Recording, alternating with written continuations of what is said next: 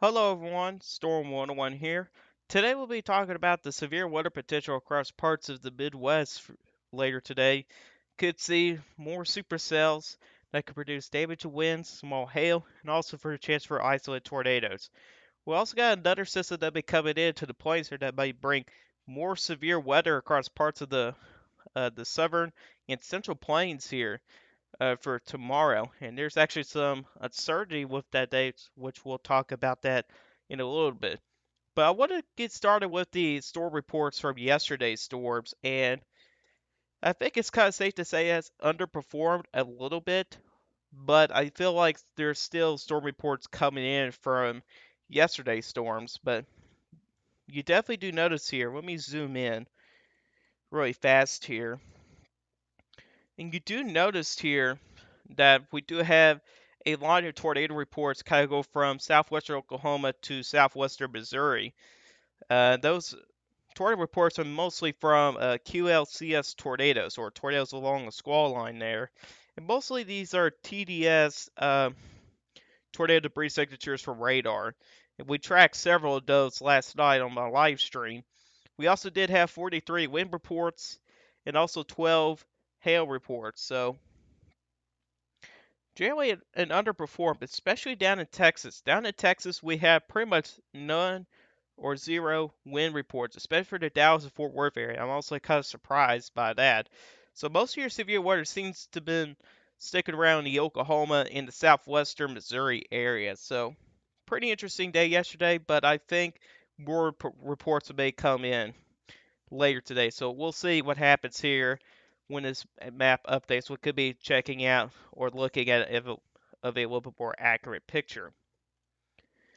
Let's talk about what's going to be happening later today. And I want to check out satellite imagery, and this is going to be important here. And you notice a couple things. Number one is we got a surface low over central Missouri here. That'll be continuing to move to the northeast.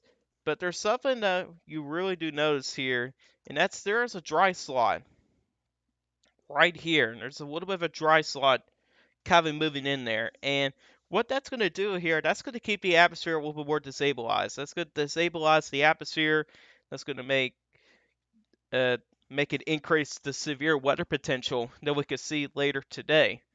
And we do have some cumulus developing out there as well. So that's definitely something we need to watch for as well. These cumulus clouds developing here, and some of these may try to form into supercells, and it could start early on, possibly earlier than yesterday. Yesterday's storms fired off at least in Eastern time, 5 to 6 o'clock. Later today, we could be talking about maybe in the mid-afternoon hours. So a little bit earlier than yesterday. You also do notice here across Illinois, we got a lot of cloud cover out there, which is definitely going to limit the instability out there. But this dry air will be continuing to move off to the northeast here, so that's going to keep the atmosphere a little more unstable out there. If you check out the surface space CAPE out there, you do see here that we do have a CAPE 1,000 to 1,500 joules per kilogram, which is favorable for some severe weather. And that's also a decent amount for this time of year, at least around this time. It means right now your guys' time is 11:33 a.m. So this is a good amount of instability for the late morning hours out there. If you check out mixed layer Cape, which this is another way of looking at Cape, we do have some areas between a little over 1,000. So there's still some work to do with the Cape out there. But keep in mind, we're still early in the day, so this is not the final product just yet. If you check out those level lap rates, there isn't much out there. Mid-level lap rates, not much out there either. Downdraft Cape, not that much as of right now. But let's kind of check out the wind shear, though. And there's a lot of wind shear out there. You're talking about widespread 50 to 60 knots of wind shear out there. If you check out story to Felicity, which is a pretty important ingredient when it comes to force of tornado development, it is favorable. Got widespread 200 to 300. Which, in my opinion, here, I think the area we need to pay attention to for severe weather later today will probably have to be in this region right here where it's circled there. That's where we're going to see some discrete cells develop, which may go into supercells, and those are the ones that may have the possibility to produce isolated tornadoes out there as well. So it's definitely something we need to keep an eye on of. And we'll check out the SPC outlook very quickly here. So this is for today. We got a large slight risk area from most of Illinois.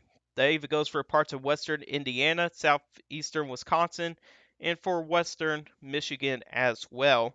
You do have that marginal risk that does expand from the Canadian border all the way down to parts of Mississippi and Arkansas. So the greatest tornado risk looks to be across central and northern Illinois into parts of southern Wisconsin. Damage winds will be the main threat, but hail, we could see some small hail out there as well. Not expecting large hail out there today like yesterday. Not really expecting that as well. So let's check out the HER model here. So this is its latest run here, and it's a little bit accurate for what's going on right now. So we do have some widespread showers of thunderstorms out there. And look what happens as we kind of continue on later in the day here. So you kind of get this line of storms that kind of develop here. It may produce damaging winds a little further south there, not across parts of the Lower Ohio Valley region. But focus on these storms right here. These are the ones we need to pay attention to. And there's some drier air kind of cutting in here. So this is a little bit more of an unstable atmosphere right there. And you got those storms kind of developing in the middle of that. And then as you kind of go over the next couple hours here, you start to see some of these storms form across those regions. And these are the ones that may turn to supercells, which you kind of see there in the next frame here, or in the next hour. So this is 21Z, so this is now getting to the late afternoon to early evening hours. You kind of see there with those storms forming out there, and those are the ones, then again, we need to pay attention to for potential for isolated tornadoes. Now, I still have a question here, and that is, will some of this dry air can hold around long enough to have the atmosphere a little bit more unstable? What I mean is that, will that dry air kind of keep things dry enough, or most of that sunshine, how long could it stay there? If it stays there longer, we could be talking about more unstable atmosphere. If it doesn't stay there long enough, then you might be talking about not as much of a destabilized atmosphere. So Cape is going to be pretty limited on the setup there, and that's what's going to be the biggest limiting factor with this setup is the Cape. So there's still a lot of questions with that, because you just went through a big mass of showers of thunderstorms, which kind of keeps the Cape or instability down. But then you get this little slot of dry air. So we're going to see what's going to happen here later today. So there's still some uncertainties with that. We do have some Cape out there already, but I feel like it may just be sticking around there at that point. So we'll see what happens here. And then sun goes down, and then things start to calm down from there. But let's kind of check out the Cape out there, surface-based Cape. This is definitely going to be one of your limiting factors there, like I said.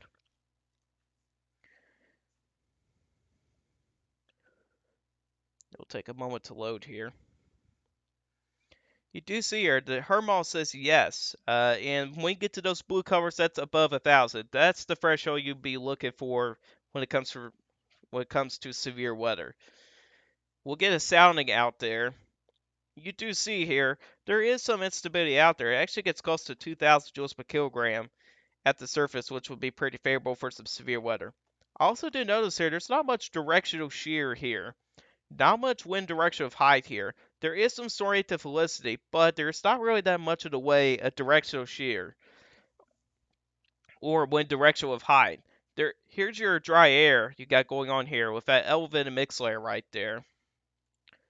But kind of one of the limiting factors I do see here with this sounding here is that there's not much wind direction of height here. They all kind of go the same direction. So that's going to kind of lead to some uncertainty there. We may have a better look at that when we check out the supercell composite there. So we'll check it out here. So the supercell composite is really the combination of wind shear and cape. This is kind of one of the easiest ways to kind of check out for some of your good soundings. So this is getting into 17Z. You do have some pretty good numbers across parts of central and western Illinois, which then again, like I said earlier, that's the area we have to pay attention to for some discrete cells. In this case here with this sounding here, which may be a little bit contaminated, but you do have a pretty good hodograph out there, so that's going to lead to some nice hook echoes with some of these storms here. You do actually have some more wind direction of height there, so that'll be favorable for some tornadic development. Plenty of striative felicity as well, so that's going to be pretty favorable for some tornadoes. And there's some instability. So this is a pretty good atmosphere here for some severe weather. I would definitely say main threats will be damaging winds and some isolated tornadoes. So that's a pretty good sounding out there. And then as you kind of go throughout the day, then the atmosphere just kind of goes downhill from there as well. So pretty areas I will pay attention to for severe weather today will probably be across central Illinois and even for parts of southwestern Illinois as well. Those are the areas I would pay attention to for severe weather later today.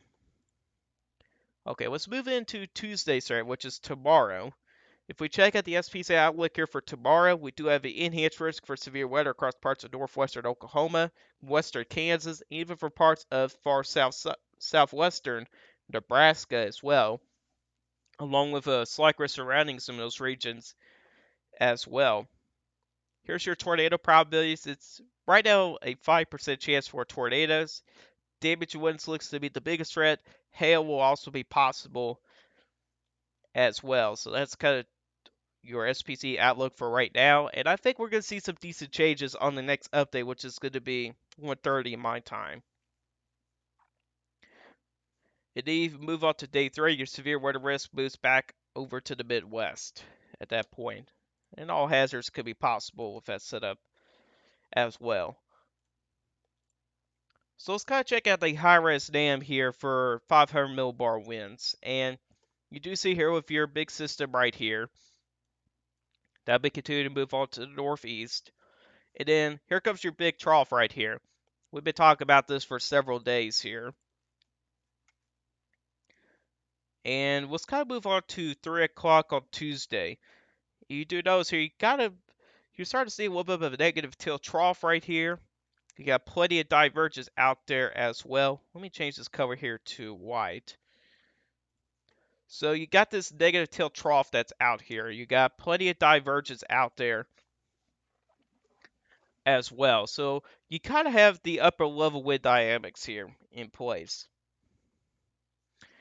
And you do notice here you do have a pretty good low of a jet out there as well. Those winds will likely increase as you kind of get later to the evening hours. So this is 9 o'clock. Then you have a pretty strong low level jet out there. And here's 8 o'clock. Your low starts to move off to the northeast as well. You also will notice on the backside here, with our turn on to precipitation here, is that there's going to be quite a bit of snow on the backside of this system. And it could drop quite a bit of snow out there as well. This is for the next 60 hours, and this is not throughout the entire event yet. You do notice here, a lot of these areas can see quite a bit of snow. Some areas can see over 2 feet of snow, mainly in those higher elevations. But in the lower elevations, we could see probably anywhere from 5 to 10 inches of snow in those lower elevations. So it's going to be a big time winter storm up across parts of Wyoming, Montana, western South Dakota, and possibly into parts of western Nebraska as well. So quite a bit of snow will be forecasted for those areas as well with this low pressure system here. But let's kind of go back to severe weather very quickly here. And as we kind of move on to the precipitation side of things, you start to see some big time thunderstorms develop across parts of Oklahoma and southern Kansas here. And they become a big time squall line of storms here into the overnight hours, into the early morning hours. If you check out the European model, it's pretty much a very similar thing that we got going on out there. Is that we have a pretty good line or a big cluster of thunderstorms that move to the southeast as well. So that could definitely lead to a damaging wind threat there as well. But that's not the uncertainty here. The uncertainty we have is the dew points. And this is pretty important for severe weather. And that's dew points. I think we'll have a decent amount of CAPE out there. But the dew points is pretty important. And when we check out the HER model here, you'll notice here, look at all these 60 dew points. And this low pressure system will push all these 60 dew points down nearby the Gulf coastline of Texas. So that's pretty far south. And you're talking about tomorrow that there's going to be severe weather with these areas again. When you check out later today, you got dew points deep in the 30s and 40s, and that's not favorable for severe weather. Usually you'll need or want dew points in the 60s. Look what happens here early in the day. Here comes those 60 dew points coming back up north, and this is the biggest uncertainty here for Kansas and Nebraska, is that will these 60 dew points get up there in time? If not, the chances for severe weather is lower. If it does, the chances for severe weather is higher. I mean, check this out. So you kind of get into the afternoon hours. Your 60 dew points has now made it into parts of Oklahoma, but still not up in Kansas or Nebraska where we have a decent threat of severe weather. And then you move on to 22Z, then 23Z. Then those 60 dew points start to make it into parts of southern Kansas as well. But still, Nebraska's still kind of left out for the severe weather threat. Even though you got a lot of wind shear, you're still lacking with the dew points. You do kind of see there, those dew points do not really make it up there. And then you kind of go to the overnight hours. Then you see Oklahoma, Texas with dew points deep in the 70s. Ooh, talking about a big change of dew points in less than 24 hours. You go from 40s to 50s earlier in the day, and then later in the day, bam, you're in the 60s and 70s for dew points. So that's the biggest uncertainty that we have here. And if we do check out the high-risk name for dew points, it'll show a very similar situation here. You can see here at 20Z here, those dew points making it to parts of Oklahoma. Still big questions here for Nebraska and Kansas. You do see here, it seems like those 60 dew points will likely make it up to Kansas, so I'll still say that there will be a severe weather threat for Kansas. You also do notice here from the high-risk NAM, those 70 dew points really make it up to parts of Oklahoma, and it seems like that's where we're going to have some of those bigger thunderstorms as well, where we have dew points deep in the 70s. So definitely going to be very interesting to watch and see what happens here. And then you kind of go to the next setup here. Those dew points are actually kind of in place here for the next severe weather setup, which we'll watch for that as well. So let's kind of go back to her model. We'll check out the reflectivity here. You'll see here, as you kind of get to later today on Tuesday here, you do have thunderstorms of, well, showers, let's just say heavy showers that form out there. Not much in the way of thunderstorms because of the lack of dew points. But it still shows some big thunderstorms forming out there. Actually, some supercells as well. Check that out. Kind of go back an hour here. Now you start to see multiple supercells develop here. A couple of bigger ones as well across parts of southwestern Kansas there as well, which is very interesting as well. Despite it having a little bit of a lag with the dew points, we still got big supercells that form out there. Then you kind of go later into the night, into the early morning hours. You still got some big thunderstorms that continue to go on out there. And then you start to see western Oklahoma to fire up some big time thunderstorms as well. So it's definitely going to be very interesting to watch and see what happens there. We'll check out the supercell composite here, and you see it from the high-res NAM here. Talk about some big numbers across parts of Oklahoma there, but not showing much of the way of big numbers across Kansas here. So it seems like the high-res NAM is more locked in into Oklahoma and Texas. So we'll check out some of these soundings here, and it shows a pretty favorable sounding here for all hazards. Potentially large hail if that elevated mix layer. Even for those mid-level evaporates as well would be favorable for hail. You do have wind direction of height, a pretty large hodograph as well. Plenty of wind shear out there as well, so that would be favorable for tornadoes. And you also got a pretty strong downdraft cape as well, so that would be favorable for uh, damage winds as well. So this is a pretty big time sounding here, and that's favorable for all hazards down in southwestern Oklahoma as well. And you kind of see that continue on throughout the overnight hours into the early morning hours as well. Then the threat's more focused back up into the Midwest.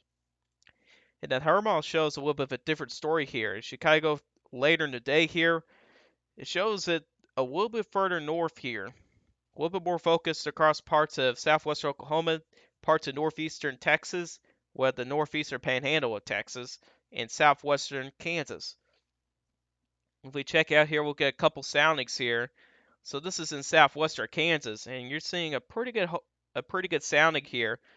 But you also notice here, there's a little bit of a lag at the dew point. The dew point's down as low as 58, so that's going to be a limiting factor when it comes to severe weather. The other ingredients are here. Wind direction of high, large hodograph, a little bit of cape out there as well, decent lap rates as well, and plenty of wind shear. So despite having the lack of dew points, it's still favorable for at least some severe weather. Upper 50s is not terrible when it comes to severe weather. And you can check out some pretty high numbers across southwestern Oklahoma, and looks like it's where we're going to have a lot of wind shear to work with, but it really depends on if those storms can form or not. It's where really what it will depend on. With this sounding here, you got dew points deep in the 60s there. Lots of wind shear, large hodograph, plenty of cape. Really all the ingredients are there.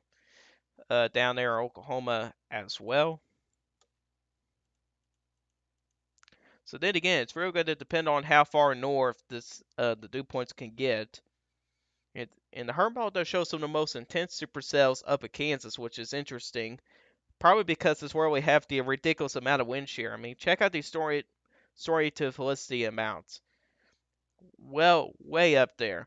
But the cape is definitely a limiting factor as well, so that's definitely something we have to watch for, as well as the cape there. So really, the capes of the dew points really depend on, for Kansas, will it make it up there or not? That's still a big question there. But it seems like we'll see some big time severe weather across parts of Oklahoma and Texas again, and maybe as far north as across parts of southern Kansas. But northern Kansas to parts of Nebraska, still a big question mark there as well. But we'll probably have a little better idea as we get a little bit closer to the event here over the next couple runs. But anyways, guys, this is our guys today. Hope you guys enjoyed this video. If you guys like this video, hit that like button. If you do like my channel, hit that subscribe button. Hit the bell notifications so you never miss an upload. If you guys have questions about this, leave the comment section down below. I answer you guys questions. And I'll see you guys in the next one. Goodbye.